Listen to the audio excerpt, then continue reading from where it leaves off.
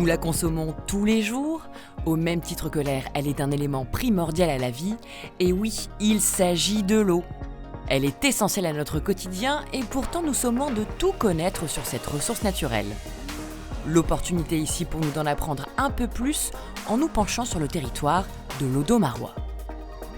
La première question que l'on peut se poser, d'où provient l'eau que je consomme ? Eh bien, elle provient en grande partie des champs captants souterrains situés entre Saint-Omer et Éperlec et qui ont pour fonction de puiser l'eau souterraine. Chaque année, 32 millions de mètres cubes d'eau sont prélevés.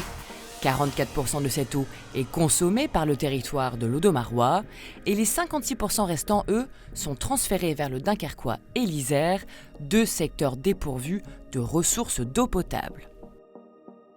Et si l'eau est gratuite, pourquoi dois-je payer une facture ? Très concrètement, notre facture sert à payer le traitement et l'acheminement de l'eau jusqu'à notre robinet, mais aussi à l'assainir après son utilisation. Elle comporte également 2 redevances versées directement aux agences de l'eau et permettant ainsi de financer les projets de préservation de nos ressources. Justement, dans quel état sont-elles ?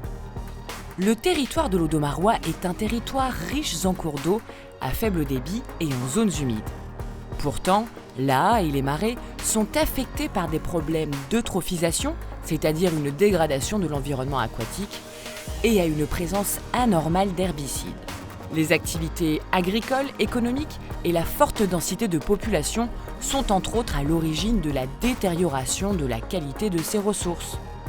Comment notre territoire est-il protégé ? C'est le SDAGE, schéma directeur d'aménagement et de gestion des eaux, qui est chargé de préserver et de protéger notre territoire. Plusieurs objectifs ont été définis, comme la préservation des marais de l'Audomarois, ou encore la garantie d'une ressource en eau potable de qualité. À mon échelle, comment puis-je participer à leur préservation ? Nous pouvons tous y contribuer, en sensibilisant par exemple notre entourage sur le sujet, ou encore en évitant d'utiliser des produits toxiques. Vous pouvez d'ailleurs retrouver une multitude d'exemples et de bons tuyaux sur le site agissonspourleau.fr. Alors rejoignez-nous, likez, partagez et ensemble agissons pour protéger nos ressources en eau.